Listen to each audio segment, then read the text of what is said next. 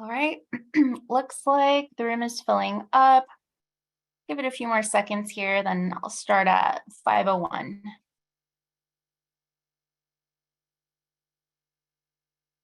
All right, it's 5:01.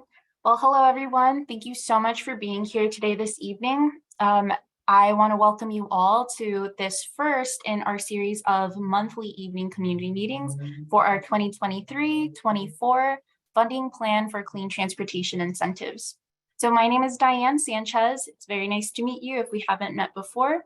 I'm the lead outreach staff over the funding plan, and I'm joined today by our strategy lead, Stephanie Parent, as well as the rest of our wonderful funding plan team who you will meet today as we begin discussing and answering questions. But before we get started, I'll go over some logistics for today's discussion. So first, this meeting is being recorded. You'll be able to check out a copy of that recording as well as an attendee list on our meetings and workshops webpage in approximately 2 weeks. So the materials for today's work group, like the agenda and slides, are also available on that webpage, and a link to those materials will be dropped in the chat. So next, today we're going to be using Zoom's raised hand feature in order to facilitate comments and take questions. So if there are any Zoom disruptions for any reason, like maybe malicious intent, we'll immediately end today's meeting and send out another notice to reschedule. And then finally, we're unable to allow anonymous meeting participants for security reasons. So just make sure that your Zoom name is nice and clear. And if you've called in, we'll adjust your phone number and call on you based on the last 4 digits of your number whenever you do raise your hand. So with that, we will talk about some meeting guidelines. All right, so for today's meeting, we're asking that CARB staff and any attendees today follow a set of meeting agreements.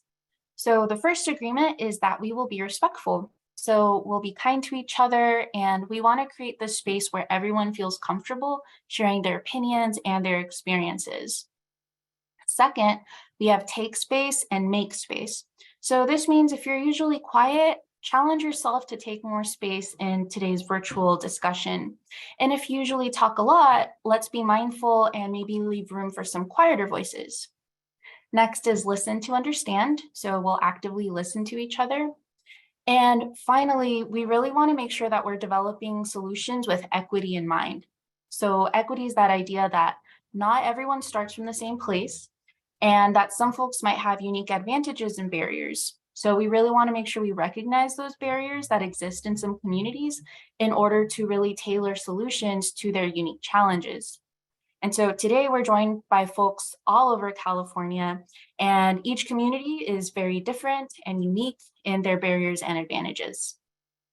So another thing, there are different perspectives from various interested parties that are important to this conversation, but the focus for these meetings are on overcoming barriers for community members and what they face as we transition to that cleaner transportation in our state. So at this point, I would like to open it up to our audience and see if there are any additional meeting agreements that you would like to suggest or pose before we move forward with our meeting. So if you have any suggestions, please feel free to raise your hand, and I'll give it a minute, see if anyone has raised hands.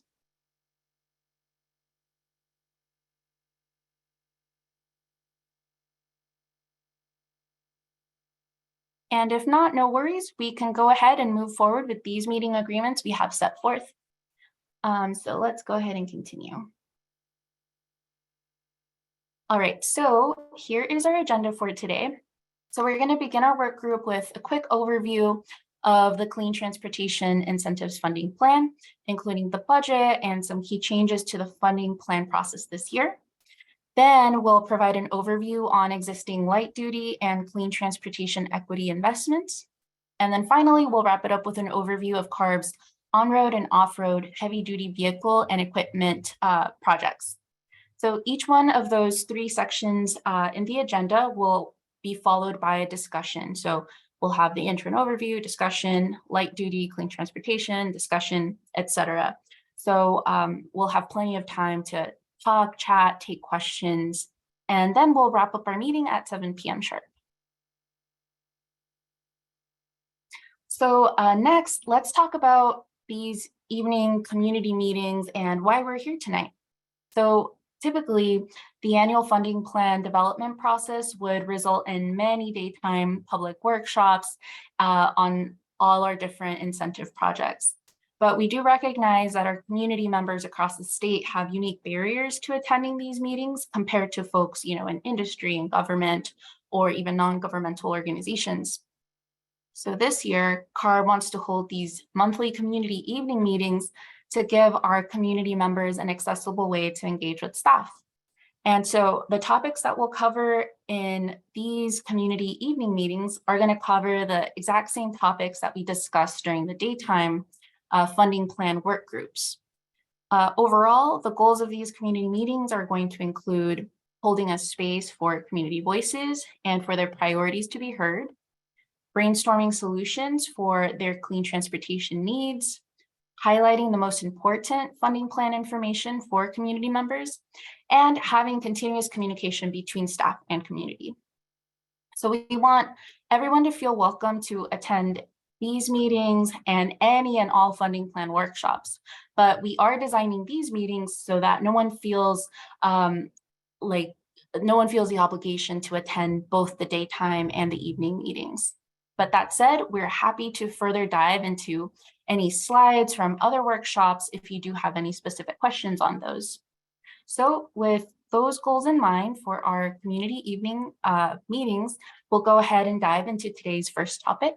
So first up, we have Stephanie Parent, who is our funding plan strategy lead, and she'll be giving you an overview of the funding plan and the budget. Thanks, Diane. Hi, everyone, and good evening. The funding plan for clean transportation incentives is a yearly guide that helps the California Air Resources Board, or CARB, decide on how to spend the funds set aside to promote clean transportation. The plan outlines CARB's priorities, describes the projects it plans to fund, and sets goals for each project. Every year, the plan is updated to include funding proposals and implementation details for that specific year. Today's presentation focuses on two sources of funding: low carbon transportation and the Air Quality Improvement Program, or AQIP. These programs are part of CARB's overall effort to improve air quality, protect communities, and reduce greenhouse gas emissions. Each program has its own goals that support the larger strategy of the state. It's important to maintain the integrity of each program's goals to achieve immediate air quality benefits and support innovative technologies for a zero-emission economy. In addition to CARB, other federal, state, and local agencies also have funding sources that complement these programs. For example, the California Energy Commission's Clean Transportation Program and the Strategic Growth Council's community-based projects offer additional funding opportunities. CARB regularly coordinates with these agencies on investment programs. Now, I'm going to talk a little about the budget for this year. This table shows CARB's budget for the fiscal year as adopted by the legislature, which is currently awaiting the governor's signature. While these numbers represent the legislature's priorities, we do expect the administration's priorities to be reflected in final budget decisions that may come later this summer. For now, the legislature's allocations are as follows. A total of $250 million is proposed for purchase incentive equity programs, an increase of $125 million as proposed in the May revision to the governor's budget. $60 million is proposed for sustainable community-based transportation and mobility equity projects. $165 million is proposed for zero-emission drayage trucks, and nearly $29 million is proposed for air quality improvement program. Note that the $62 million for zero emission transit buses that was proposed in the May revise was ultimately not included in the adopted budget. With that said, this brings us to about $503 million in proposed funding for this fiscal year. In addition, I'd like to note that there is also complementary infrastructure funding through the Energy Commission to support the zero emission drayage appropriations, as well as funding to support critical charging infrastructure. Next up, I want to briefly go over some changes to this year's funding plan process. Every year, we work with several interested parties through community engagement and collaborate with state administrators, local and state agencies, and non-governmental organizations to get feedback on the funding plan. We have taken in the suggestions we heard on past year's processes and developed 4 key changes to the funding plan process for the fiscal year 2023-24. These key changes include a shortened timeline for funding plan development from June to November instead of an almost year-long process. A streamlined public process. We'll have fewer daytime meetings and include evening community meetings like this one on a monthly basis. Strategic content within the funding plan document. In other words, a much smaller funding plan. And finally, leveraging more streamlined and expanded CARB web pages to host project and program content. A lot of the programmatic information that doesn't change will be moved to our web pages. Here is the overall schedule for the funding plan development this year. Over the course of the next several months, we will hold monthly evening community meetings, daytime work groups, and engagement with our community members and interested parties. Our second funding plan workshop will be held on Thursday, August 31st.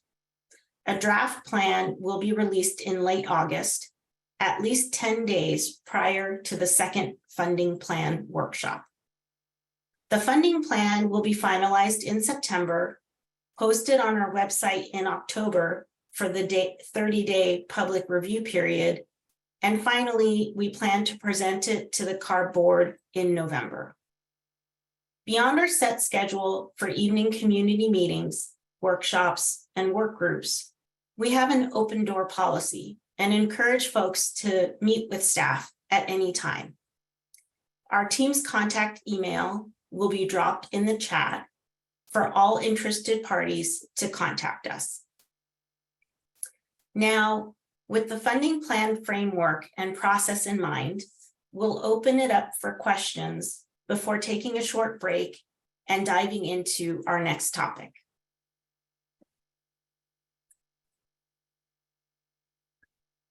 Thanks, Stephanie. I'd just like to remind everyone to use the raised hand function or press number 2 of calling by phone, and to please state your name and affiliation before asking a question or making a comment.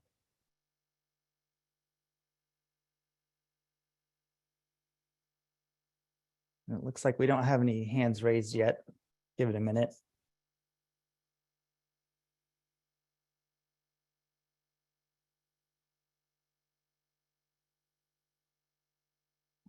All right, we have one hand raised from Heather. I'm going to unmute your line. Hi, can you hear me? Yes. Okay, sorry, I logged in under my colleague's what's it called? Registration. My name is Karen Suarez. I'm with the Making Hope Happen Foundation. I was just wondering if this information is also going to be provided in other languages, and if there's a separate recording that we could share with others in our network. Hey, Heather, thanks for that question. So usually when our Gov delivery notices go out, we do have a little blurb at the end where folks can request if they'd like these meetings to be interpreted or be provided in a different language. So we can certainly do that for future meetings if if that's what the community would like. So we'd be happy to do that. Just if you can go ahead and send us that request, or we can make sure to provide these in Spanish for future meetings. And then as far as the recording, it will be posted within 2 weeks on our LCTI meetings and workshops events page, which is currently linked in the chat. I'm not sure if you logged in when it was first posted, but I'm just gonna drop the link one more time in the chat.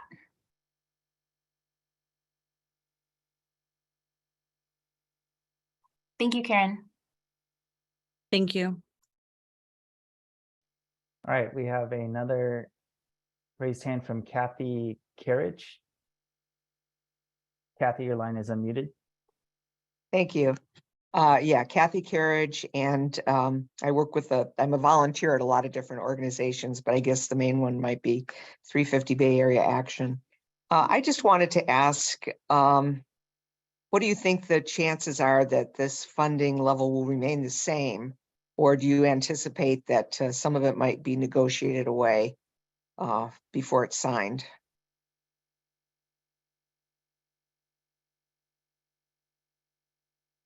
Maybe Lisa or Grace?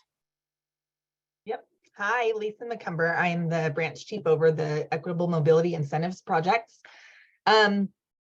So we don't have a great sense just yet. The budget is being finalized now. We do think that there will continue to be significant investments in zero emission vehicles and these types of projects. Where the numbers might fall, I think we'll have to wait another week or two to see. Plus, there is likely to be negotiation kind of all throughout summer for the legislature, which is pretty common with these programs. Think of this today as a starting point, and hearing from you all about what your priorities are and how we structure our funding will help us when the final negotiations are done. So we know exactly the best way to structure our programs. Thank you.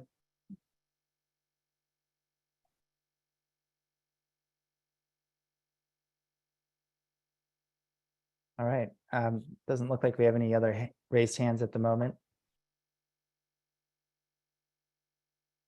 Maybe give it another minute.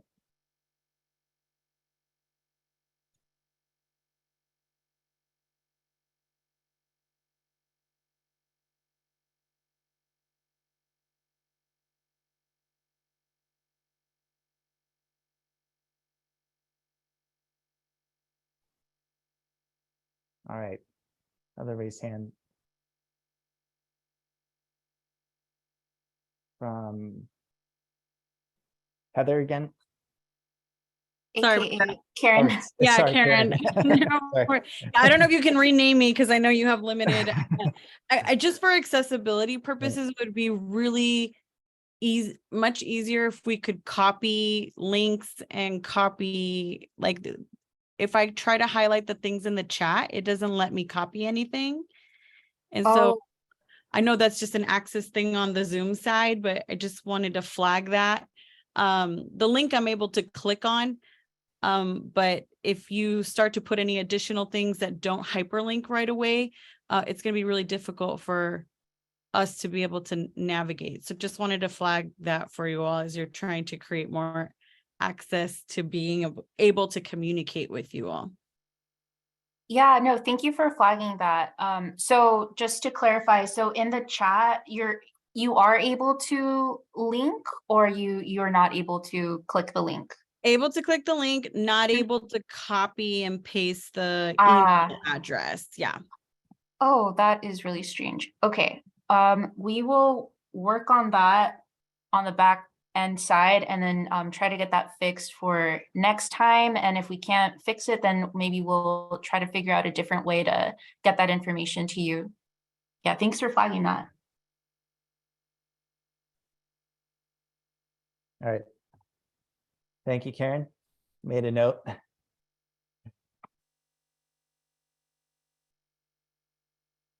Okay, and I'm not seeing any other raised hands. All right. Well, so we have a quick 5-minute break scheduled. So if anyone wants to, take a couple minutes to take care of your needs, then we will reconvene at 5:25. So it's 5:20 now. We'll be right back in 5 minutes. So ignore 5:40. We'll be back at 5:25.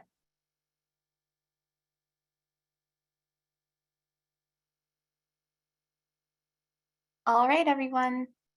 Hope you had a good quick break to take care of your needs. So next up, we're going to be talking about light duty and clean transportation equity projects. All right, and let's see. So we'll invite Stephanie Parent to talk to you about this next topic. So Stephanie, the floor is yours. Thanks again, Diane. Mhm. Hi again, everyone. CARB's investments in clean transportation equity and light-duty vehicles aim to transform California's vehicle fleet in the long run, while ensuring fairness for all. These investments include incentives for buying clean vehicles and promoting clean transportation options. They also involve reaching out to communities, providing technical assistance, and offering training and job opportunities.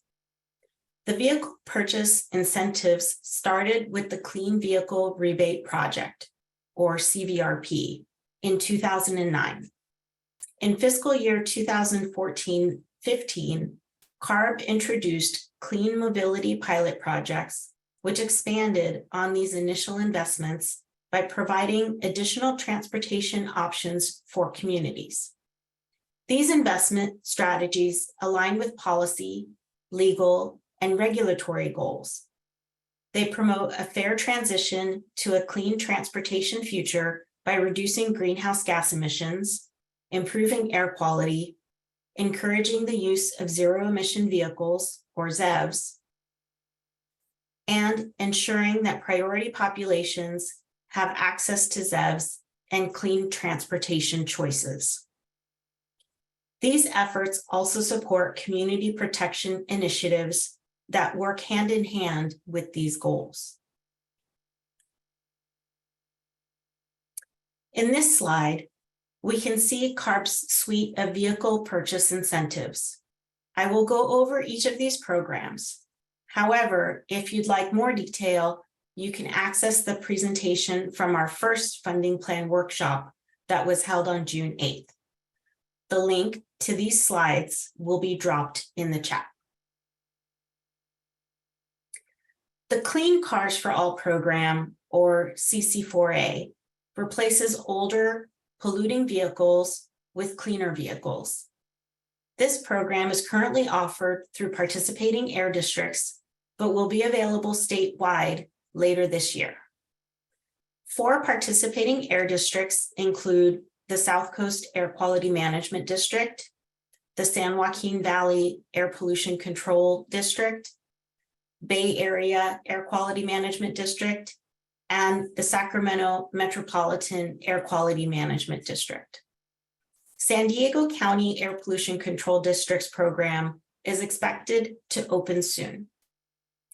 CC4A participants may receive up to $9,500 toward the purchase of a new or used hybrid, plug-in hybrid, or ZEV replacement vehicle. Furthermore, participants can choose an alternative mobility option, such as an electric bike, a voucher for public transit, or a combination of clean transportation options allowed under the program in lieu of purchasing a replacement vehicle.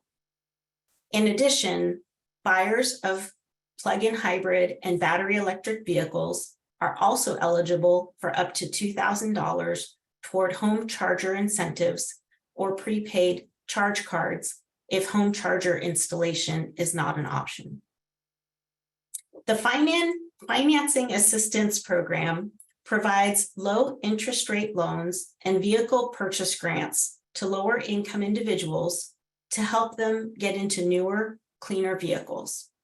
The statewide program offers eligible applicants price buy-down grants of up to $7,500, and affordable financing opportunities, less than or equal to 8% interest,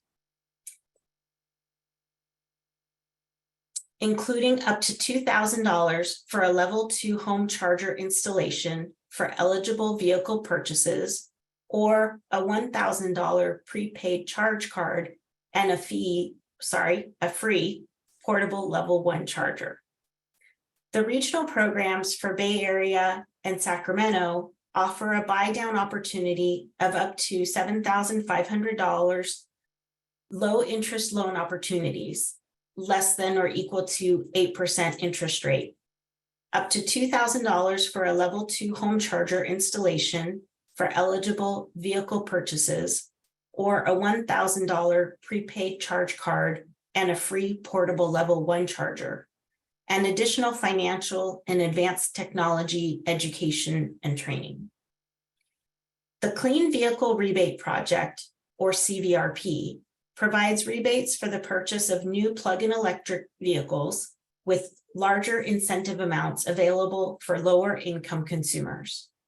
CVRP provides consumers with vehicle rebates on a first come, first served basis for new battery electric, fuel cell electric, plug-in hybrid vehicles, and zero emission motorcycles.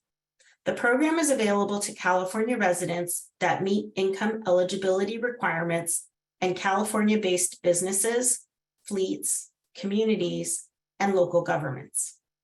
Consumers with household incomes less than or equal to 400% of the federal poverty level are eligible for an increased rebate amount.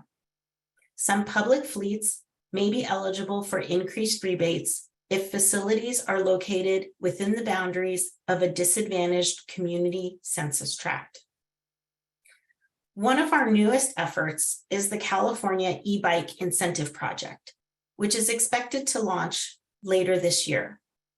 The program will provide point of purchase incentives for new electric bicycles for lower income consumers ranging between $1,000 and $2,000.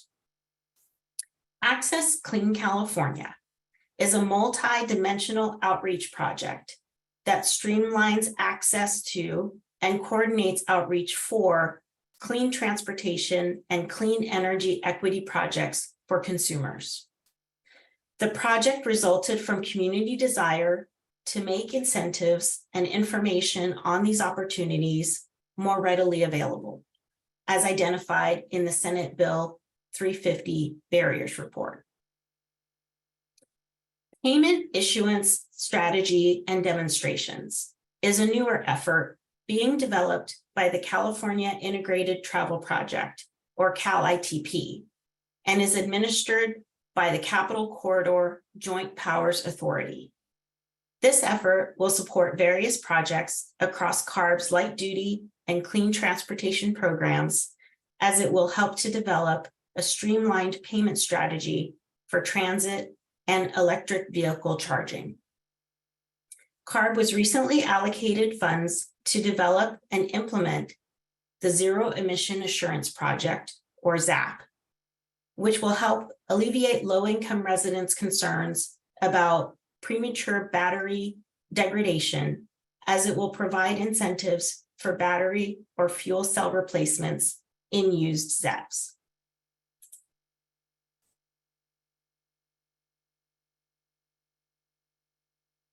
Now, with that overview in mind, let's talk about some metrics of success for these programs. Here, we've highlighted some key areas where our light-duty vehicle purchase incentive programs have been successful in supporting healthy communities, clean air goals, and growing the green economy in California. To date, our vehicle purchase incentive programs have provided over $440 million, or over 34% of vehicle purchase incentive funds, to support clean vehicle purchases benefiting priority populations. These programs have also provided over $3.2 million in CVRP funds to support over 730 light-duty electric vehicles for public fleets operating in disadvantaged communities. CARB's light-duty vehicle purchase incentive programs have also resulted in the reduction of over 6.2 million metric tons of carbon dioxide equivalent and over 149 million gallons of fuel use avoided. Over $1.3 billion in vehicle purchase incentive funds have supported the purchase of over 525,000 clean vehicles since 2010. And lastly, roughly 35% of the over 1.5 million light-duty electric vehicles sold in California have been supported by CARB's vehicle purchase incentive programs. When we open for discussion, we'd like to hear from you. What other metrics of success should CARB track? How can we improve? In the next slide, I'll discuss some concerns that we've heard from community members in the past and how we're addressing them. We would now like to provide an overview of CARB's clean mobility investments. Mobility investments include planning, clean transportation, and mobility-centered projects that create an ecosystem of options communities can leverage that meet their needs. This includes planning and capacity building with regional technical assistance resources to apply for mobility programs, CARB's legacy regional mobility projects we have implemented since fiscal year 2014 and 15, Clean Mobility Options Voucher Pilot Program, Clean Mobility in Schools, and the Sustainable Transportation Equity Project, or STEP. Funding for all these programs is essential to increase access for priority populations and provide cleaner transportation systems as we work toward achieving our climate and air quality goals. Clean Mobility Options, or CMO, is a funding category intended to identify and address the barriers and transportation needs of low-income residents and disadvantaged communities. Projects are tailored to meet a community's unique transportation needs and improve access to affordable, convenient, and reliable clean mobility options that do not require but can complement vehicle ownership. Projects may include zero-emission car sharing, van pooling, electric and regular bicycle or scooter sharing, and ride-hailing services. Projects are often designed to connect with mobility hubs that promote multimodal trips and integrate public transportation. Clean Mobility in Schools, or CMIS, offers grants for clean transportation in and around schools, including car share, active transportation, zero-emission school buses and delivery trucks, zero-emission lawn and garden equipment, and education for staff, students, and parents. Sustainable Transportation Equity Project, or STEP, is a transportation equity pilot project that has 3 goals. 1, address community residents' transportation needs. 2, increase access to key destinations.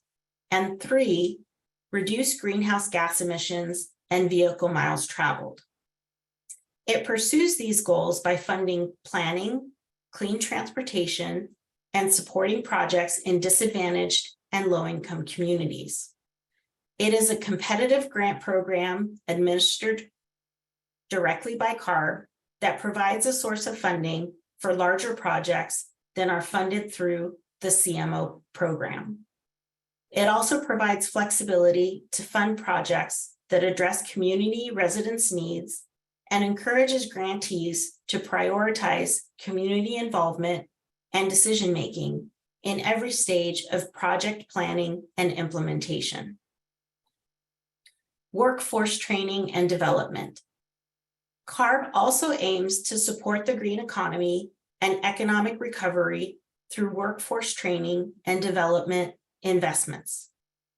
Through these investments, CARB addresses the community needs identified in the Senate Bill 350 Barriers Report for access to training and programs that help transition the workforce to zero emission.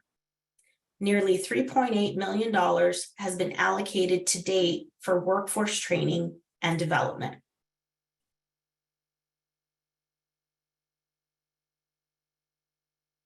While developing and implementing program policies, CARB staff have taken steps to more meaningfully engage with priority populations and advocates to identify and address community concerns and priorities.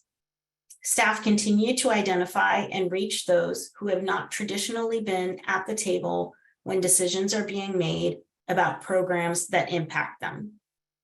To date, we have met with a variety of community members, including Black community members, tribal representatives, and lower income individuals and communities from around the state. What staff have heard as a result of these conversations is that incentive amounts are not enough in today's current vehicle market. There are critical gaps in outreach, and programs need to be streamlined and easy to understand. With that information in hand, staff were able to begin to address some of these concerns as a part of last year's funding plan process.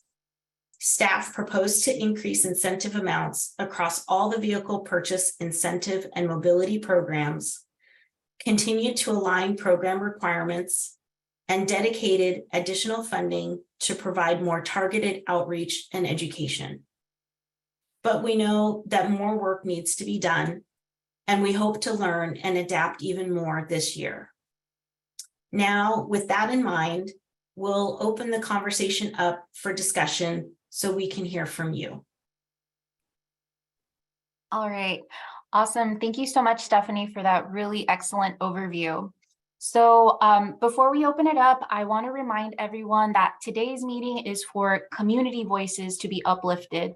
So although all perspectives are important, these evening meetings are really intended to make space for those community members' voices. So please keep that in mind and continue to make space for those voices to be uplifted, please. So we'll go ahead and open it up.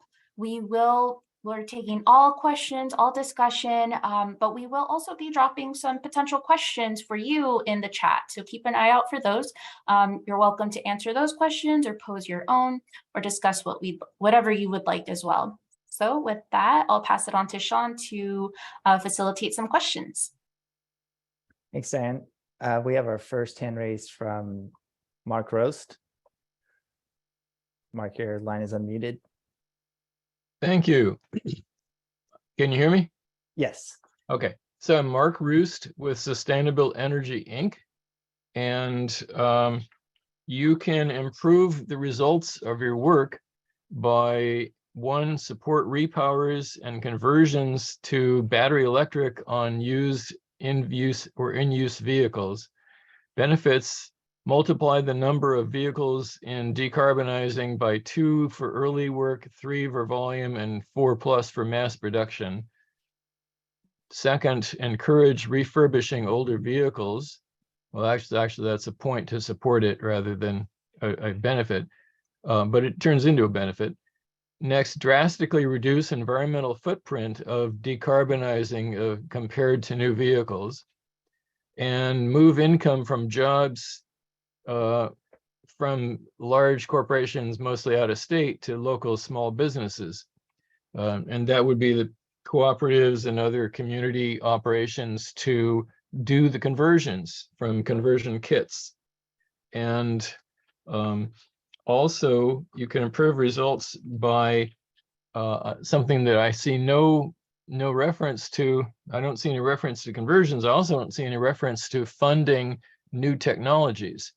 And the state funding of new technologies for batteries, non-lithium batteries, and printed ceramic solar wheel motors that are gearless and high torque, high power, things that we're working on. And we are two older community members who are basically in the community of inventors.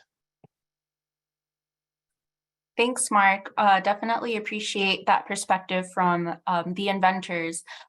So we'll definitely make note of your suggestions. And then just as an aside, I would also ask, since you're part of that community of inventors, next time when you make a comment, if you could also use some plain language terms, since we are hoping to focus this meeting for community members, and they might not know all these technical terms. So we definitely want to make your comments accessible to them as well. Okay, you, Mark. the real short form is that if it costs a quarter as much or half as much to get it converted, and there's a fixed amount of money available, twice or three times or four times as many people can get into an electric vehicle. And if they put up solar on the roof and on canopies over parking and driveways, they can not only power the building, but they can also power the vehicle. And it'll pay for itself within 2 to 5 years. And after that, your electricity is free and you don't need to keep getting new cars because the electric motors will last 1,000,000 miles, as will the batteries. Awesome. Thank you very much, Mark. Appreciate it. Thank you. Okay, we have a raised hand from Ann Harvey. And your Hi, yeah, I just I had a couple of questions. One is about with the, oh, I'm sorry. I'm an Oakland resident. I'm with Climate Health Now in 350 East Bay. And I'm a retired family doctor in Richmond. So the 34% of purchase incentives that you'd mentioned that had benefited priority populations, it doesn't sound like enough to me if our goal is equity. And I'm wondering what proportion of the state's population is in those priority communities to compare the 34% with what's the denominators?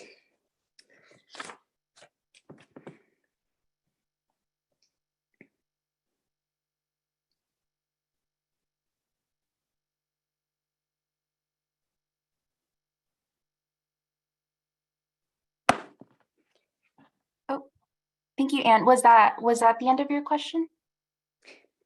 Yeah, I'll just ask that to start. Sorry. Let other people talk. So it's 34% you said has gone to priority communities, but what percentage of the state's population is in those priority communities?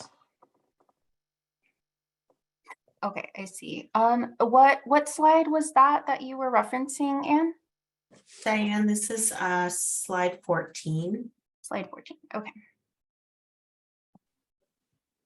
Because it seems like the majority should go to priority populations to me if we want to have equity, the people who need more help to get those zero emission vehicles and who live in more polluted communities in general too.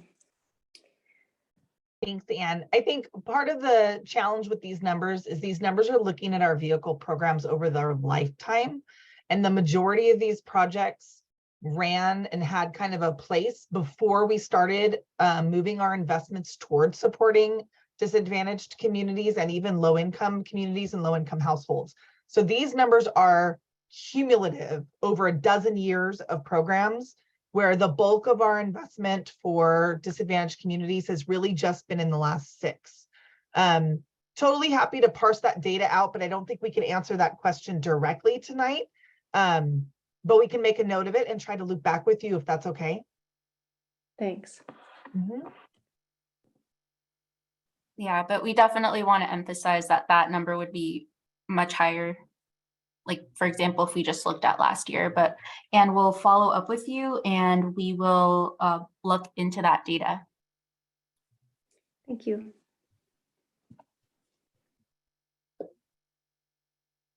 Okay, we have our next raised hand from Julie Beer. Julie, your line is unmuted. Hello. I'm just curious. Yes, I don't have an affiliation. I'm from Palo Alto. I'm curious, what sort of outreach do you have to low income communities?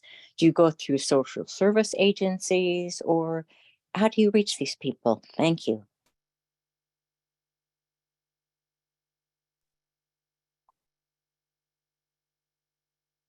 Thank you, Julie. That's a really great question. I think we have some folks here who can talk about some of our outreach strategies. For example, Access Clean California being one of our big ways that we target various communities. So I think Raquel will be speaking a little bit to that, or other outreach strategies as well.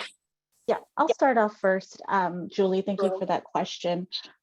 So our purchase incentive programs do have outreach teams that will provide, they work with community-based organizations to provide targeted outreach to those specific groups on all of our purchase incentives. We also provide more kind of statewide outreach campaigns as well that could be focused either through social media or advertisements. But over the last few years, our big focus and shift has been towards working with community-based organizations and providing them education and information on our program so that they can go out into their communities and educate their residents on what the available technology types as well as the incentives we have available. And I'll open it up to any other staff that may be on the line that want to add to that. Yep, we'll hand it off to Nick. Hi, yeah, that's an excellent question. So for Access Clean California, it sort of mentioned briefly earlier in the slides, that's a program that is specifically dedicated just to outreach, and it's sort of got a multi-pronged approach. The main prong is to fund and partner with community-based organizations or similar grassroots organizations located, in the priority communities across the state. And so through Access Clean California, we're able to provide those organizations with the funding and resources, such as a resource hub that provides all the outreach materials that's easily accessible and searchable. Also a streamlined application web tool that help folks identify the various programs and kickstart their applications and track their applications across all those programs. So that's something that Access really focuses on, and that strategy again is through partnering with community-based organizations, and that's something that we're hoping to grow that network of outreach partners every year to conduct that outreach, because we recognize certainly that those organizations that are embedded and trusted in their communities are the best ones to be speaking to their fellow community members about what's available, what programs, how they work, and how to apply.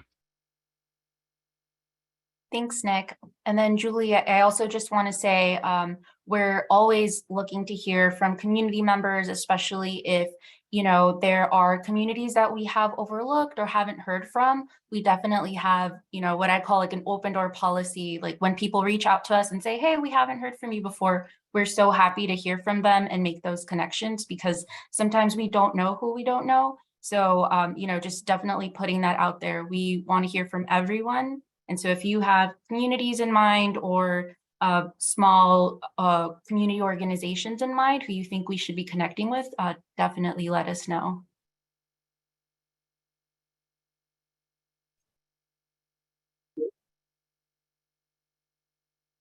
Okay, thanks, Julie. Our next raised hand is from Kevin Shin.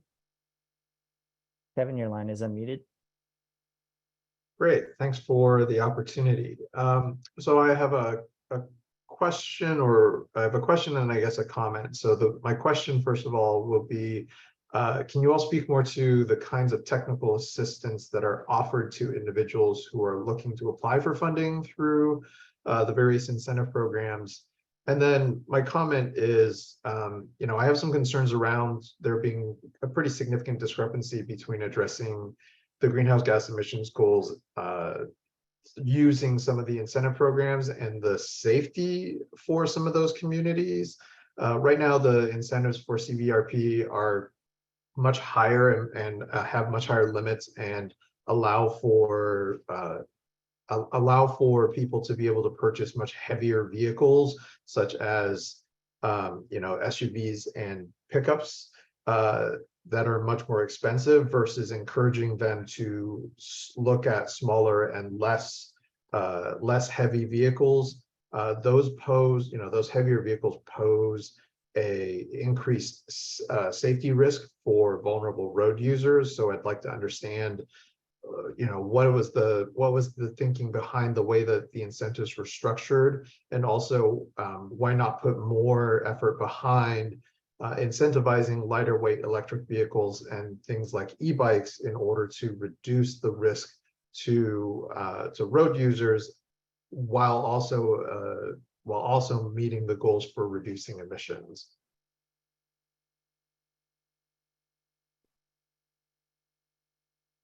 Thanks for that, Kevin.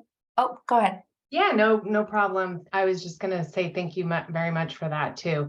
I'm going to jump in and start with the first part. And then I was busy thinking and didn't hear the second, so maybe somebody else could jump in.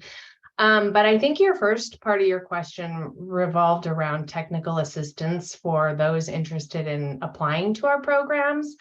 And there is definitely assistance available because CARB focuses or funds so many different types of programs. We kind of have technical assistance built into different areas. For our purchase incentive programs, the project administrators themselves often offer technical assistance for applicants coming in, starting the process and making their way through the process, because it can be complicated, particularly if an applicant is trying to stack 2 or 3 of the different programs to get the most money for purchasing a clean car. So there's that. We also, for outreach, provide technical assistance through Access Clean California, which was mentioned. And then if communities are looking to get like a car share project or a transit expansion or some of the other project categories that fall into our clean mobility in schools or our sustainable transportation equity projects, we oftentimes will contract with technical assistance providers who can actually help the applicants through that application process, like putting together their project concept and understanding what it takes to apply to those programs, and then helping them pull together partnerships or pull together all the information that's needed. So it kind of depends upon what it is that you're looking for, but we can also always help navigate and point folks to those. We are looking to fund planning and capacity building a little bit differently going forward, and that's through a technical assistance, planning, capacity building specific funding. And then for our mobility projects, they can get implementation assistance too, oftentimes through the administrator. So there is a lot of assistance out there. It's making those connections, and we're always happy to hear more about what we can do better to make those connections and offer up whatever assistance maybe we're not offering up. Thanks, Tab. And I believe Raquel will answer the second part of your question, Kevin. So Kevin, in terms of CVRP, when that program was originally developed, it was to be supportive of electric vehicle technology coming to the market. Over the years, we have added requirements to the program to make sure that the funding is focused on middle and lower income consumers. But in terms of the types of available technology, we fully recognize that not one vehicle type may meet the needs for everyone. And so we feel that it is best to continue to support other size vehicles that may meet communities' needs. That's just CVRP. We do have a whole suite of incentive programs. For instance, the newer e-bike program that's getting up and running will provide incentives to encourage e-bike adoption in our Clean Cars for All program. There's also the option for individuals who want to scrap a vehicle but may not want to buy a new vehicle in its place. They can get incentives to purchase an e-bike instead. So we do support other mobility options in our program. So it's not strictly just smaller versus larger vehicle classes, if that makes sense. And I don't know if Lisa, if you want to add anything else, or if Kevin, if there's anything more if you have any additional questions. Thanks, Raquel. And I just want to highlight, Raquel made a really important point that kind of goes back to what we talked about at the beginning, where California is such a large state and every community is so diverse and they might have different needs, right? So in some places we might just want those like small light vehicles, but in other places maybe you need those larger vehicles to work or, you know, to make your living. So we really want to make sure we're thinking about all the needs of everyone across California, because it is just so many different needs for different communities. Well, I can certainly appreciate that. I do, want to note that the vast majority of the vehicles that fall under the higher weight classes or the larger vehicles, the SUVs and pickup trucks, tend not to be more, the more affordable vehicles. They tend to be much more expensive vehicles. And so the folks who are likely to really need them for work are less likely to be able to afford them versus folks who are, largely just buying them for, to meet their sort of lifestyle needs. So I just feel like there's a discrepancy that exists between, meeting the emissions goals, but also accounting for the safety of those communities, because those larger vehicles, the larger SUVs and pickup trucks, tend to weigh upwards of 1,000 to 2,000 pounds more than their gasoline counterparts. And so that extra weight imparts a significant amount of extra mass and extra momentum in a collision and does a significant amount more damage. So I think more thought needs to be put into how these incentives may have unintended consequences in other ways on the safety of our communities, and how that can be adjusted and accounted for in the way that our incentive programs work. Yeah, no, that's a great point to bring up, Kevin, and we definitely appreciate that perspective. So thank you very much for bringing that up.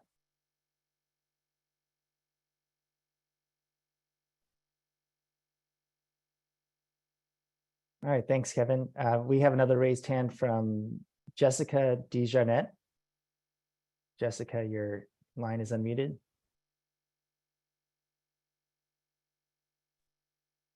Great. So I am with Climate Health Now, and I'm in the Bay Area, and I joined a little late. Sorry about that, but was curious about why we were focusing on the AQIP and low carbon transportation programs today. Are we going to cover all of the incentive programs like in each session? Were these the two that received the most funding? I was just curious why these two today. Thanks. Hey, Jessica, thank you so much for that question. So these community meetings are going to be typically focused on the funding plan for clean transportation funding incentives, and the funding plan is typically focused on those two funding pots. So that's why for the funding plan purposes, we focus on those two pots. Although, of course, we do have a large suite of incentives, which we kind of went over in the first slides. But if Lisa or anyone else wants to speak to that, or, a little bit more about our world of incentives, if you will. Yeah, I mean, Diane pretty much nailed it. It's the purpose of these meetings is, we have our annual investments through our funding plan, and those are two of our largest funding sources.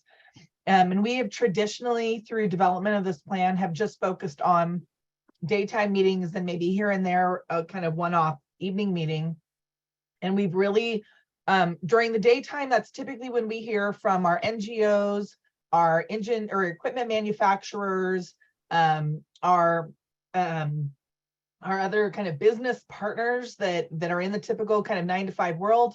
We wanted to make sure that we offered an opportunity for those community members that don't get to participate during those daytime meetings. And so we decided this year to approach this from a slightly different standpoint and offer these meetings. And Diane that is part of the beginning, I think, of what you did miss, is just having this opportunity for community members that aren't in the business sector, aren't in the vehicle sector, aren't in the NGO sector, to come talk with us and have space to share their thoughts, to share your thoughts, your concerns around how we are structuring our funding specifically for these two projects. If there is interest in having conversations around some of the other incentive programs that we offer, we'd love to hear that feedback and we can bring that back to those programs. I'm sure it's no surprise to many of you, CARB is a huge organization. And so this is really just focused on a very small piece of our pie. It is really just focused on our light duty vehicle incentive programs, both purchase and mobility projects. And then we will talk about some of our heavy duty projects in just a little bit as well. Again, really focused on clean transportation and AQIP dollars, since that is the bulk of our funding. Great, thank you so much. That was very good explanation. If I can ask a follow-up question just quickly, was curious about if people wanted to give comment or ask questions but weren't able to make these meetings, is there a way to do so? Yes, absolutely. So this is just one form in which we're, doing outreach or engaging with our communities. We're definitely encouraging everyone to, reach out to us. For example, Lisa said, if you want to have a one-on-one meeting and talk to us. We're also working on a survey, a community survey that we will be hopefully within the next couple of months have ready. So if people don't want to, if they're maybe shy, they don't want to have a whole one-on-one meeting with us, they can reply to that survey. And then as well, as we do with our typical public process, once our draft funding plan is available, people will be able to comment on it. And then once it goes to the board, people can also provide public comment on that, draft that goes to our board. So I think there'll be several, big milestones in which people could give that official comment or feedback, but also, like I said earlier, open door policy. Feel free to reach out to us, send me an email, send us a request for a meeting, or reply to that survey later on once it's ready. So I think there'll be plenty of different ways for folks to get engaged with us. Great, thank you. Mm-hmm. Oh, and of course, continue to come to these monthly meetings. I wanted to plug that. All right, we have another raised hand from Karen.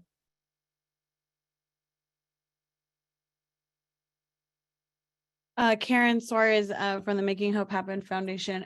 One of the challenges that we've been having when we talk to our neighbors, because we're actually doing outreach in our community. We've been doing it for a year. We're grantees of CARB. But one of the things that we struggle with is that we don't have a lot of our local car dealerships participating in the program. And so folks have to buy their cars in other parts of our region in the Inland Empire, and our geography is so big. And folks are trying to shop local. They're trying to be more cognizant of, keeping the dollars in our community. How can we help with getting more of our local dealerships on board? Because that's one of our disadvantages here, is they don't think that people want to buy, but they're buying in other places. And we're starting to see more EVs in our community, and we're getting complaints that we don't have enough infrastructure. And so there's longer waiting times at the charging stations that we do have. And so that's a barrier for us here when folks express interest, and I hear that you've heard about the cost, because the cost is the number one barrier. I'm looking at used EVs right now, and they're 30 to 40 grand, and they're from 2019 and 2000. They're expensive, and they're smaller cars. They're not like my SUV that I have, and I have 2 children, and we need the space. So just thinking about like, it's great to have the incentive go up and be higher because there's more access, but most, like, the average family here is 3.5, so I'm assuming the half is a puppy or a baby, I don't know. But they're needing vehicles, right, to that are going to accommodate more than 1 or 2 people. Yeah, thank you, Karen. That is a great point, and we're gonna have Raquel reply to that. Yes. Thank you for making those points. In terms of getting more dealers enrolled in our programs and increasing their participation, that's definitely something our programs are always trying to work towards and get more dealers on board. But I think it'd be great maybe if we could connect offline and get more information about your specific community and see if there are maybe some contacts we could make and pass that on to our program administrators so they can do additional outreach to the dealers in your area and provide them more information on our programs and the benefits of them being a part of them so that we can continue to get incentives out there. In terms of the charging and the infrastructure, I definitely hear and understand those comments. You know, the state is working to increase the number of chargers out there, but in the interim, our programs do offer some incentives for charging for folks that don't have the ability to have it installed at home. We do offer prepaid charge cards that can be used at public charging, as well as the option for a portable charger. I know those aren't perfect solutions, but something to help in the interim. But I do appreciate the additional feedback that you provided.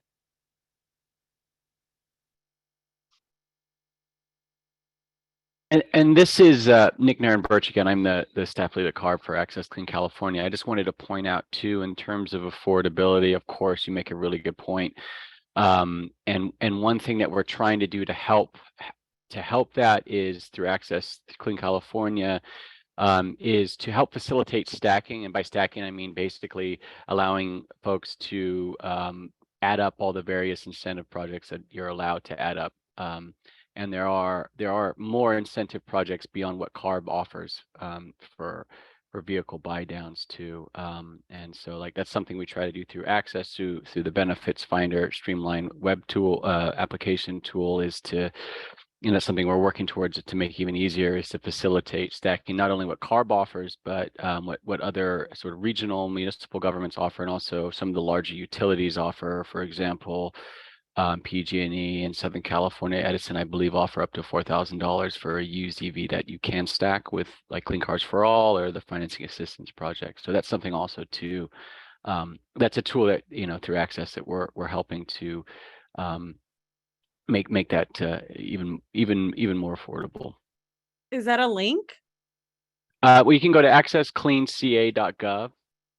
Yeah. ACCESS cleanca.gov and through the benefits I just fund. dropped it in the chat. Okay, thank you. Yeah, so you can use that to help identify those programs, and so that's a way to start doing that too. It's just quick correction. It's accesscleancalifornia.org, not gov. Sorry, We in the government world often get gov at the end of everything. Yeah. But Yeah, it's in the chat. Look at the chat. Access Clean CA. So just abbreviation of California.org. There you go. Awesome. Thank you, Nick and Raquel. All right, so we have time for one more question, and then we'll move on to our next topic, but then we'll open it up again for discussion after that topic. All right, we have our next raised hand from Kathy Carriage. Kathy, your line is unmuted. Thank you.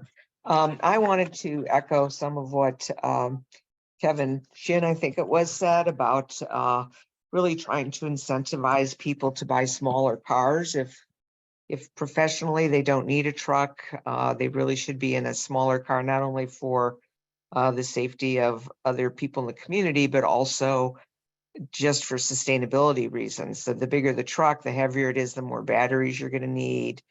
You know, the more mining has to be done. It just goes all the way back. So it's, you know, we need to be encouraging people not to buy cars that are bigger than what they really need. The other thing I wanted to ask is if have you ever done any research on exactly what incentive is a tipping point that makes people change from, just buying a regular gas car to buying an electric car?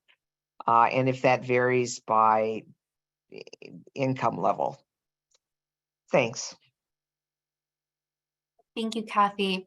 Again, like I'd say for, incentivizing folks to get smaller cars, like definitely hear you on that. But, again, just like we've heard some folks here today, some folks have larger families and they require a larger car, just to transport everyone. So I think that that's still something we need to consider, maybe trying to get the smallest car possible, but in some cases, folks just might need a larger car to fit their family or for work or whatever it might be. And then for the affordability analysis, we'll have Raquel speak to that. Yes. So Kathy, as you mentioned, that magic number will vary by income level. As you make more money, you won't necessarily need as much of an incentive to get you into the electric vehicle. But we have recently, last year, did an analysis on vehicle affordability and kind of at what level that incentive needs to be to make a vehicle affordable based on different income levels. And that was in Appendix C of last year's funding plan. And I'm going to drop a link to that in the chat if you'd like to read. But that analysis is what fed into staff's proposal last year to increase our incentives. Awesome. Thank you very much, Raquel, for that answer. So we are at 6:16 right now, and I do want to give everyone a chance to take a quick 5-minute break before we dive into our next topic. For those who still had hands up, you'll have an opportunity at the end of our next topic to speak. So for now, since it's 6:16, we can come back at 6:21. So everyone take a quick break, go to the bathroom, drink some water, whatever your needs are, and then we'll circle back at 6:62. I'm sorry, 6:21.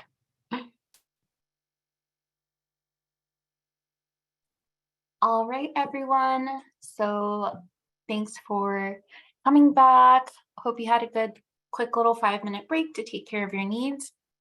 So now we're going to dive into our next topic. So I will be going over heavy duty vehicle and off-road equipment investments. And then after this topic, we'll open it up again for our discussion. So with that, all right, so the heavy duty investment strategy serves as CARB's long-term investment strategy for clean transportation incentive funding, and it covers 3 years of funding and it's updated annually. The strategy serves as a roadmap that shows how state incentives can help spark private sector investment and create partnerships necessary to support the transformation of heavy duty on and off-road sectors. It also identifies key priority areas for investments that will help to ensure a smooth and continued transformation in the heavy duty space.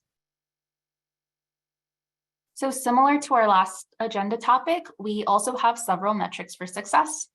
This initial set of metrics is built on the data from CARB's successful HVIP and CORE programs, whose funding has helped to provide the benefits that are shown here. And so those include, 1, the deployment of more than 56% of vouchers in disadvantaged communities, support to small or public fleets at 41%, directly leading to or supporting more than 15,000 jobs, and more than 345 million cleaner vehicle miles traveled. So the HVIP and CORE catalogs have grown from just 4 manufacturers when HVIP first started in 2010 to almost 70 manufacturers between both the CORE and HVIP programs. And that's provided 320 different vehicle and equipment models today. In that time, the 11,000 on and off-road clean heavy duty vehicles funded have spurred the investment of almost $3.5 billion from other public and private sources. So more than $3 for every $1 of voucher investment. So this is the 3-year investment priorities table which details our recommendations for low carbon transportation investments beginning next fiscal year and organized by technology stage. So those being in demonstration, pilot, and commercial. So with the new fiscal year now added to the table for fiscal year 2026-27, staff will be working with internal experts, industry advisors, and the public to develop technology category priorities and estimated investment levels needed to sustain progress towards a full market transformation goal. We also have the opportunity to update the fiscal year 2024-25 and fiscal year 25-26 columns wherever that's warranted. So some priorities to guide this year's update include the continued expansion of successful beachheads and pathways, which includes more off-road segments and more demanding duty cycles for on-road segments, funding larger scale transformative deployments, reducing market barriers like limited production capacity, nascent service networks, and fueling infrastructure, and ensuring equitable access to and disbursement of public funds. Now, let's discuss some of our heavy-duty vehicle and off-road equipment investments. So when we talk about advanced technology demonstration and pilots, we use terms like demonstration project and pilot project. Demonstration projects are generally pre-commercial, and vehicle and equipment ownership is normally retained by the company that's building that equipment, not the end user. Pilot projects are generally deployments of larger numbers of commercially available vehicles and equipment with ownership retained by the end user.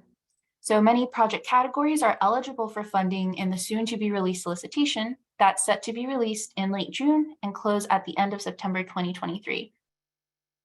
The Hybrid and Zero-Emission Truck and Bus Voucher Pilot, or HVIP, offers first-come, first-served point-of-sale vouchers designed to help offset the higher purchase price of zero-emission vehicles.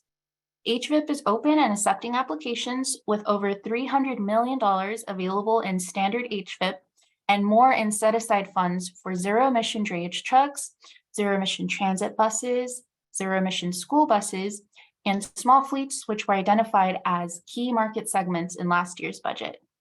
Funding for zero-emission transit buses and drayage trucks are available now, and funding for zero-emission school buses is set to open today, June 20th. Now, the Innovative and Small E-Fleet Pilot, or ISEF, was established as a set-aside within HVIP in the 2021-2022 funding plan. The ISEP set-aside was designed to help small fleets and independent owner-operators overcome barriers to the ZEV market entry and pilot innovative mechanisms like all-inclusive leases, peer-to-peer truck sharing, truck as a service, assistance with infrastructure, and individual owner planning assistance, as well as other mechanisms.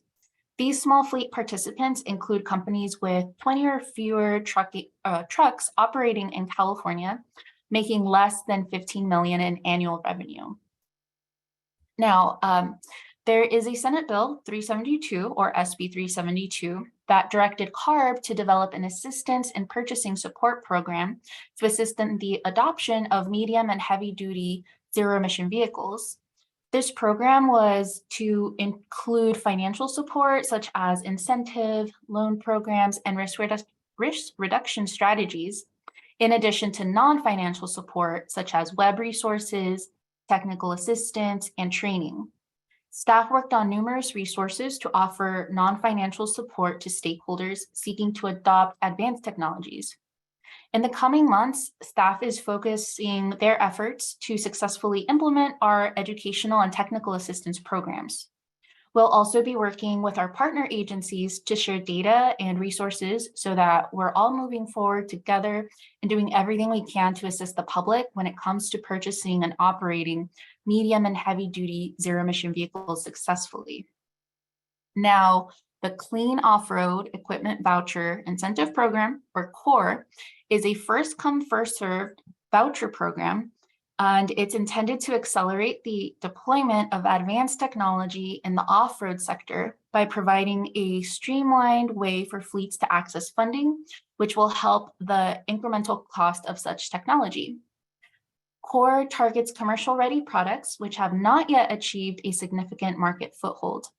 This program allows stacking, which means you can use the funding from this program and other incentive programs, but still need to follow the incentive rules for each. Also, CORE does not require scrappage of your current piece of equipment. There are also enhancements available for infrastructure, small businesses, and operations in disadvantaged communities. CORE continues to reevaluate the incentive process and voucher amounts.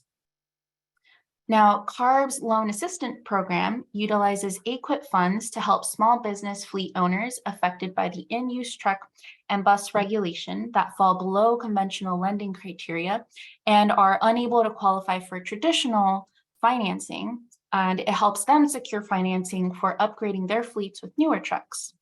And then finally, our zero-emission truck loan pilot is designed to support the financing of heavy-duty ZEVs and charging or fueling infrastructure for small fleets.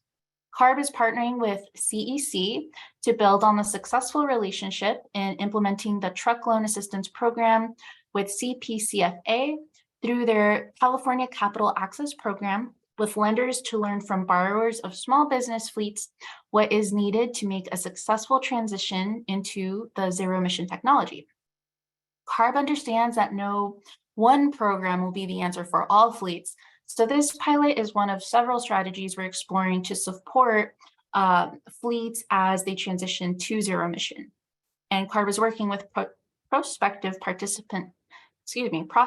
participating lenders, CPCFA and CEC, to develop this program.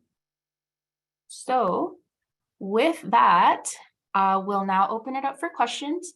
So like last time, just remember that we want to prioritize community voices and we want to make space for those. And like last time, we'll also have some questions that we'll drop in the chat to kind of initiate some discussion. So feel free to answer those questions, or you can provide your own comments and ask your own questions as well. Thanks, Diane. We have a raised hand from Mark Roast. Mark, your line's unmuted. Thank you very much.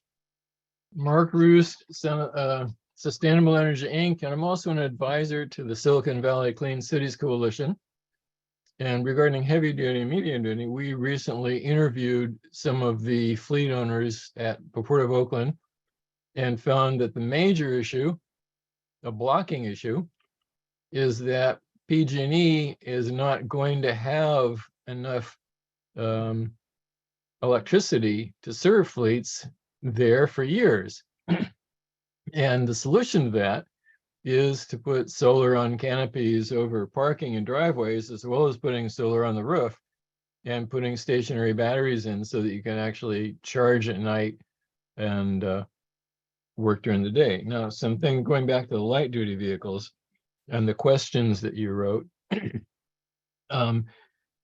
One thing is know the community well enough to know what obstacles they encounter in their daily lives. I'd most like to see pre-seed and seed funding for leapfrog technologies, choose out-of-the-box winners, provide incentives for groups of carpools, especially commuting from low-income communities to jobs, finance joint purchase, provide solutions for attrition and new members so they can pay the financing through their savings. That's key for cash flow. Missing a community matchmaking, you're missing a community matchmaking and we're organizing platform online with support for applying for carpool funds. Solar PV on canopies, again, coordinate with CEC funding. And was the last one we just did. Oh, let's see. That might be it. Yeah, I think does it coordinate with CEC fundings and make that very transparent, very easy to access for community members who are not used to successfully dealing with bureaucracies. All right. Thank you very much, Mark, for those great suggestions. Definitely Welcome. appreciate them. Thank you. All right, we have another raised hand from Marissa Brown. Marissa, your line is unmuted. Hi, thank you. Can you hear me? Yes. Yes. Okay, great. My name is Marissa Brown. I'm affiliated with the Green Lending Institute. So we work to create healthy futures for low-income communities and communities of color through policy. I have two questions. So my first question is based off the slide, heavy-duty investment priorities. So are these numbers based on the CARB funding plan, or is this based on the proposed legislature budget? Patrick, would you speak to that?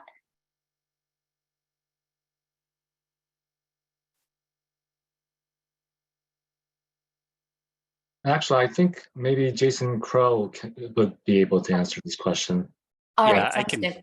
I can jump in on this one. So these numbers are based on the projected need in order to keep the technology progressing to the point where these will become commercially available over the next few years. That's what these numbers are based on. So it's not based on what's in the budget. It's not based on, you know, what we have available in the funding plan. It's based on the projected need, really, as we see, to keep the markets moving forward and to make sure all of these different technologies and applications can become viable in the near future. Okay, thank you. And then my second question is based on the metrics of success slide.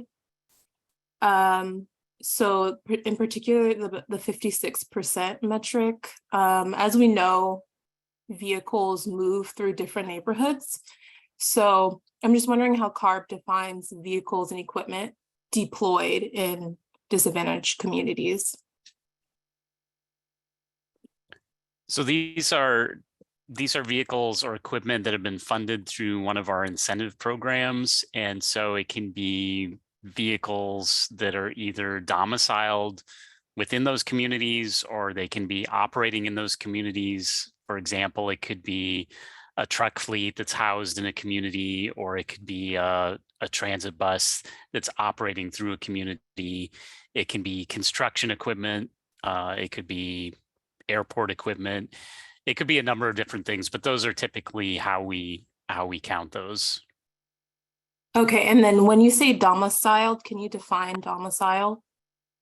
Sure, it just means that's their home base where the vehicle or equipment is housed, either overnight or when they're recharging or being maintained, those kinds of things.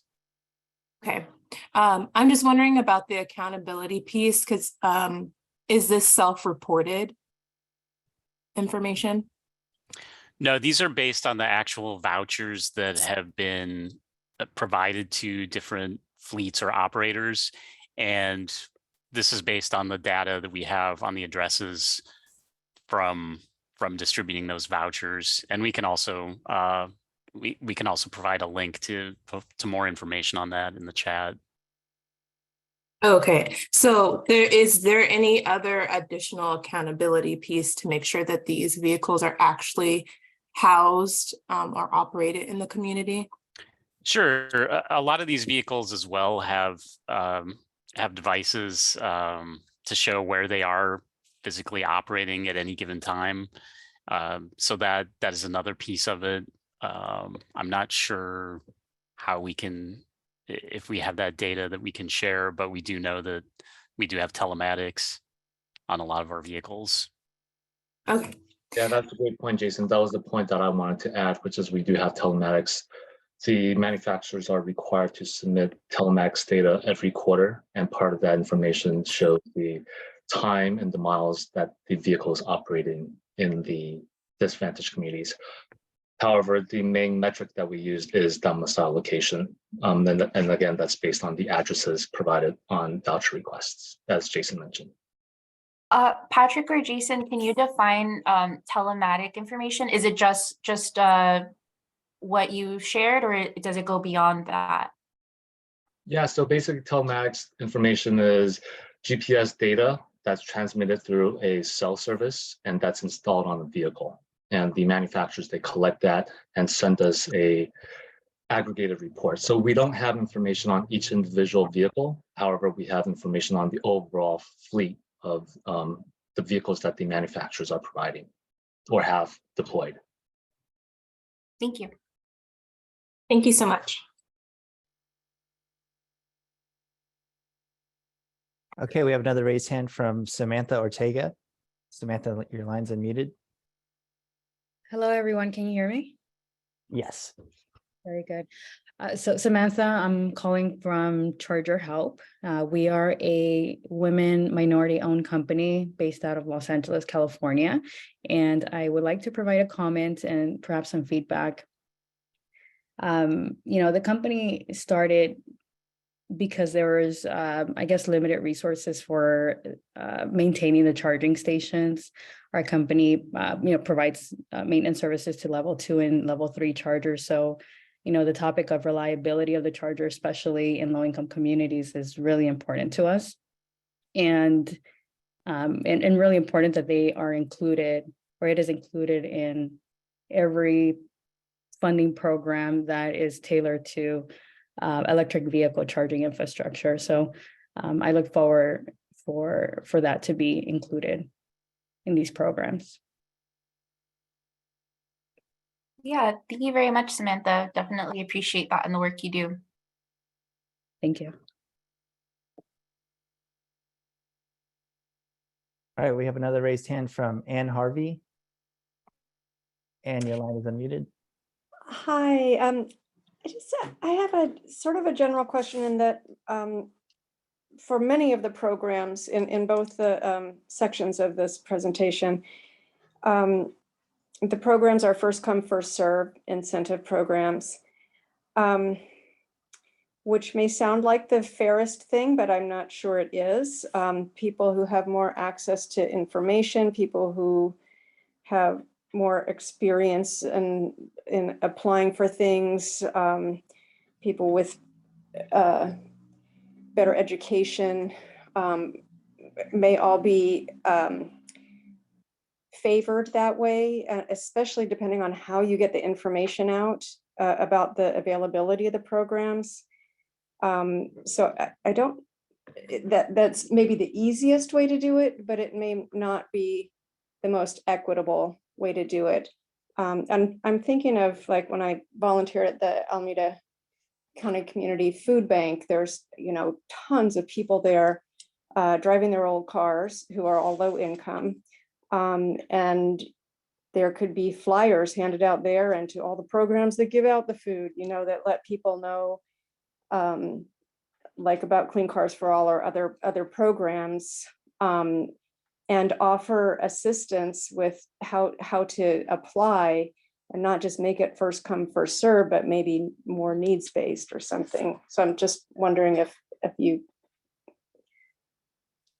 would consider other mechanisms for deciding who gets the money. and also, sorry, I don't know if you do this like through, people have to have the money up front and then they get reimbursed, which is a hurdle for people who don't have money up front, or if you have different mechanisms so that the assistance can come up front.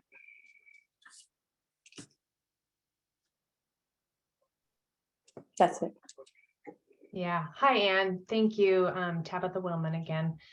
You make an excellent point. And I don't know, are you focusing, I think you're talking about all of the programs across light duty and heavy duty. And I know both through HVIP and through several of our light duty projects, they are first come, first serve, and until the money runs out kind of situations. I think this is one of the things that, well, we're thinking about a couple of different things through our programs. And one, we recognize that, I think Lisa McCumber mentioned this early on when these programs were started, they were intended to incentivize the market, but I think we've gotten much closer with incentivizing the market, and now we really need to come up with better ways to make sure that these programs who are benefiting those who need them the most, not just people who are going to buy electric vehicles anyway, but are really, you know, going to help push and drive these for communities that normally wouldn't either have access to those types of vehicles or be able to afford them. And so you make a great point. I think this is one of the things that we've been thinking about with Access Clean California, at least on the light duty side, is how do we make it easier, first off, because we have so many different programs. How do we make it easier and create a streamlined application where you can understand everything that you're eligible for, and then like simultaneously start all of these processes at the same time. And I think one of the things that we hear over and over is how important it is to have and be working with community organizations who know the communities and know the need within that community. Help them learn about our programs and then have them be our outreach partners and go out and you know, focus on the community members that don't have access to the computers or don't have that knowledge that you were talking about. And so I think that's really important. And that's one of the things we're trying to really strengthen. The other is looking at, and we don't have this entirely figured out. We are still exploring how to transition our programs to focus on those who need them the most and become more needs-based versus just straight out first come, first serve. It's a hard thing to solve, but that is something that we're thinking about and looking at. I'm trying to remember what some of the other points are. And folks, if you CARB folks, Tab, let me cover needs-based as well. So Anne, you had also suggested that we consider something like a needs-based approach. And this last year, in fact, we have really been working on trying to figure that out. For all the reasons that Tab has already mentioned. Beginning first in our financing assistance program, we started talking about a needs-based approach about a little over a year ago, and we've spent this last year really trying to kind of hone in what that looks like and how we would implement it. And we're aiming to bring that forward with the relaunch of our statewide financing assistance program and the statewide Clean Cars for All programs a little bit later this year. We're in the process right now of selecting our statewide administrator that will be running that program for us and issuing those incentives, but they will be issued not entirely in a first come, first serve manner. The program will have significant set-asides, and it will be limited, very much limited to certain income groups as well as geographic groups, whether you live in a disadvantaged community or in a low income community. We will have tiers set up such that if somebody applies that meets specific criteria, their applications move to the top of the list. And so we're working on figuring out the best ways to develop that. And again, we hope to launch it out and test it this year in that program. And we're also looking to figure out how we ultimately tie that into our other programs going forward, especially in the light duty space, to figure out how we do move away from that first come, first serve model. Thank you. That's great.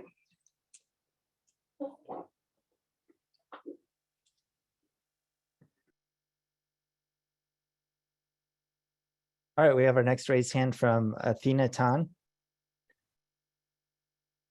Athena, your line is unmuted. Hi, thank you. My name is Athena Tan. I'm with Plug-in IE, a California hybrid training partnership funded by the Workforce Development Board and housed at the Inland Empire Labor Institute in Riverside and San Bernardino counties. I appreciate that you hold a space to really work toward your goal of ensuring that your clean transportation funding is needs-based. But in the long term, I also think that CARB has in its power to ensure that these incentives also serve longer-term community wealth building and foster long-term intergenerational economic resilience in our communities. for example, I wonder if you have thought about building labor standards into how you score proposals for incentives, either through working with the Workforce Development Board to build in high road labor standards that get fleet operators more points on their applications, or using other standards that are already out there. And then for charging infrastructure incentives, I wonder if there's any way you could build in some kind of provision for local businesses, because what we're seeing is that there's a lot of statewide or nationwide startups that are getting in on this EV charging cash grab, kind of parachuting into communities like San Bernardino, that have been disinvested for a long time, building charging as a service depots, and basically directing all the wealth back out of the community so that we don't necessarily have any long-term high quality jobs coming out of those developments or cash flow. So yeah, just wondering if those are two things you might consider building into how you award incentives. Thanks, Athena. Those are really interesting ideas. With regard to the first one on building in labor standards for fleets that apply to our programs, I don't know that we've ever really considered that before, primarily because our expertise isn't in labor. However, you make a great point of working a lot closer with the labor board. And we do have a bill that was passed most recent, about, maybe 2 years ago now.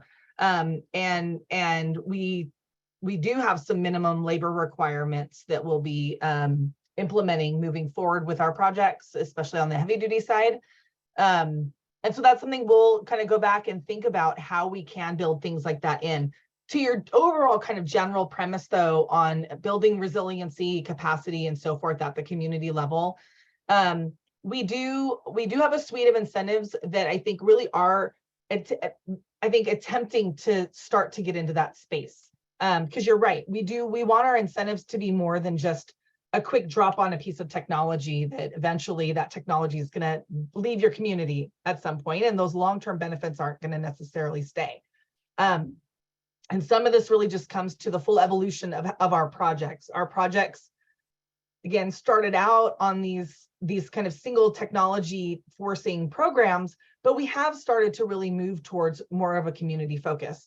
In the light duty space in particular, we have a number of mobility incentives, and those range from small community like car sharing and bike sharing type programs that we are hoping, although we recognize there's challenges, but we are hoping can be sustainable longer term and really serve communities for years to come, all the way up through larger multifaceted community projects that do everything from changing the way that we look at planning within a particular community and really kind of rebuilding from the ground up, adding bike lanes, rerouting traffic, and figuring out how to get the zero emission technologies in there on a larger scale than just a 1 or 2 or 3 vehicles. So I absolutely hear the comment and think it's a really great one, and one that we want to continue to work on. And so those mobility projects, I think, are the best opportunity to hear your voice and how we can best structure those. And then on the heavy duty side, we do a lot of that in our pilot type projects where we demonstrate how we bring multiple vehicles together and transform an entire warehouse facility to make that entire facility electric. Again, for long-term benefits and ensuring that it's there for years to come, not just 1 or 2 vehicles. So we think we've got the projects, and I think it's just continuing to work with you to figure out how we can really expand upon them and make sure that they're moving in the right direction. And I just want to make a quick plug that in addition to what Lisa mentioned, we also have set aside some funding for uplifting workforce training and development for communities, for low-income disadvantaged communities and our other priority populations. We've got, matter of fact, a solicitation that's coming out hopefully soon that is focusing on adult education and vocational schools, which is one area that we've heard needs support. And zero emission vehicle and infrastructure training programs. We've also been focusing on community colleges and helping to support workforce training and development for a lot of the fleets and the projects and in the communities that we're investing in through community colleges. So I just wanted to quickly note those also. Thank you. All right, we have our next raised hand from Kathy Durbin.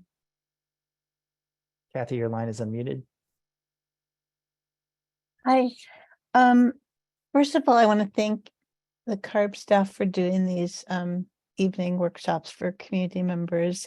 And second of all, I want to thank the community members who have been speaking up and making some really great recommendations and sharing ideas that I think are really valuable. I'm in Monterey, so pretty close to the Salinas Valley, which is full of farm worker communities. So that's an area that it's in one of these sessions I hope that you'll kind of get into, is rural areas and farm worker communities and transportation needs.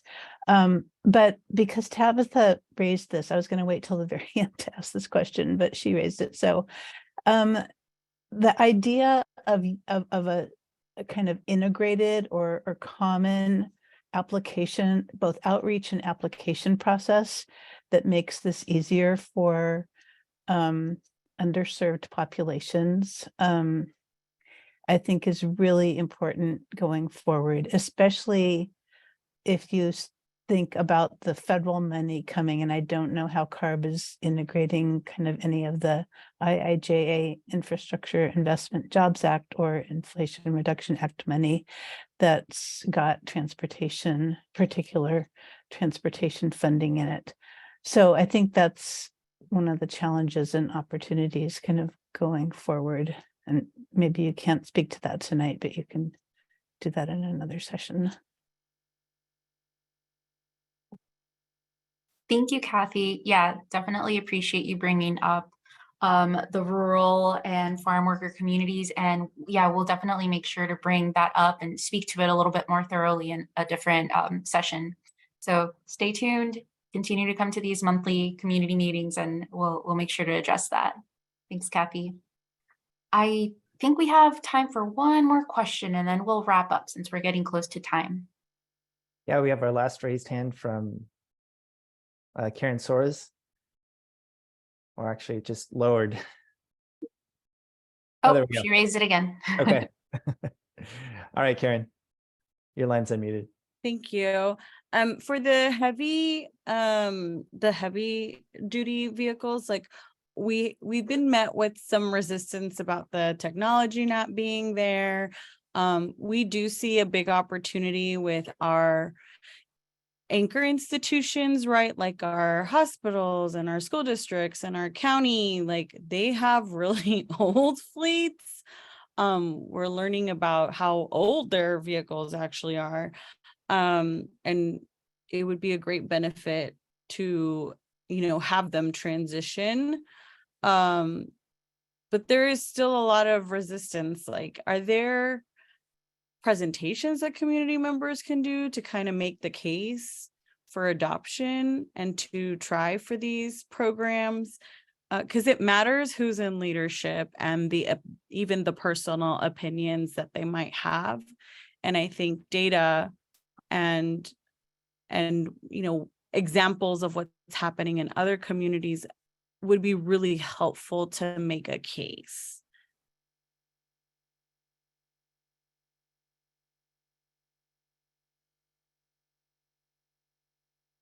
Thanks, Karen. I think we're looking for some staff to answer to that, but I really do like that idea of involving community and having them make some presentations to really earn that trust and buy-in. So maybe Earl, or it looks like Patrick's unmuting. Yeah, I can just speak to HVIP. So on the HVIP website, we do have a lot of information on there, and it includes the vehicles, it includes funding sources, it includes quite a bit of information. And it's a website where we view as sort of like a central location where a fleet can get information. And that's what we're trying to build. I think there's also fleet funding, like areas where you can look for funding opportunities on the website too. But I just want to make a plug that currently we do provide ride-in drives and EV showcases for heavy-duty vehicles. And I believe tomorrow and Thursday, we're having one in Fresno at Fresno State. So we have opportunities like that for fleets to come out and try out the vehicles. And there's also different conferences that we're at where we provide information. Yeah, and I also just want to say, Karen, that like I said, I think that's a really great idea. And I think that if you contact us, we can definitely think about it a little bit further and see how we can help you connect your community members to the right resources. That way they can put together, something for the folks that they're, trying to inform. And I see a couple of staff here have their unmuted, so I'll let them speak a little more to that. Yeah, thanks so much, Karen. Absolutely. We can put together materials. We can come visit your community. We can help if you've got community organizations that if you are or you're working with that are connected to the community and getting that word out, we can absolutely, explore more on how we can help you and how you can help, inform the community, and we can work on that together. So I will put my information in the chat and you can reach out to us, but we definitely are more than happy and willing to share what we can or help develop what's needed for your community. Yeah, and then just a follow up to what Anne was saying about the equity piece geographically, because we know where the communities are, right? We already know we have all kinds of maps, we have all kinds of data that tells us about our population. And so we know where the programs are being underutilized. And so I think just looking at, infusing more allocations to those communities, especially, would be incredibly helpful to our region. And then I forgot what my last note was going to be, but I really appreciate this conversation because it's been a really interesting journey for us and learning about what our community wants and what they need. And it's exciting because, we have educated a lot of folks about the projects that are currently in existence. But I think the deflating part for me especially has been like, we haven't seen them actually secure. So it's great to have all these webinars and all these tools and all these resources and all this information. But until I see more of my neighbors being able to actually get the car or actually get the rebate or actually get the funds for the fleet, like it's a challenge. Yeah, no, thank you for that. I definitely feel you on that. And it's our mission to get it to not just the webinars, not just providing the information, but really ensuring that those resources and those clean vehicles actually get to those communities that are most in need. So I appreciate you being here. I appreciate you advocating for your community. I love to see that. And we all really want to help all these communities. So with that, I want to just give a huge thank you to everyone who's here tonight, everyone who, maybe skipped dinner, has been, eating dinner in front of the computer screen. We understand that it takes a lot for folks to dedicate this time to being with us. So we 100% appreciate it. So again, I really want to emphasize that open door policy. You don't just have to meet with us when it's in front of a screen like this. Please reach out, contact us, and we're happy to talk one-on-one. We're happy to read your emails. Any way that you want to engage with us, we're so open to it. So please reach out to us. On the slide here, you can see when our funding plan development schedule, how that's going to look. We'll be meeting over the next several months and having these monthly evening community meetings. They'll be on the third Tuesday of each month from 5 to 7, all the way through October. Our second funding plan workshop will be held on August 31st, and you can all expect a draft of the funding plan to be released in late August, at least 10 days ahead of the second funding plan workshop.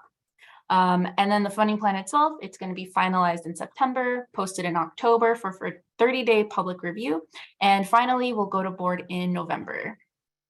And with that, I just want to have our contact information up on the screen. Thank you again for your attention, participation, all the excellent discussion that we had today with staff. I appreciate it so much from the bottom of my heart, and I hope you guys have a really great night. Please reach out. We're here.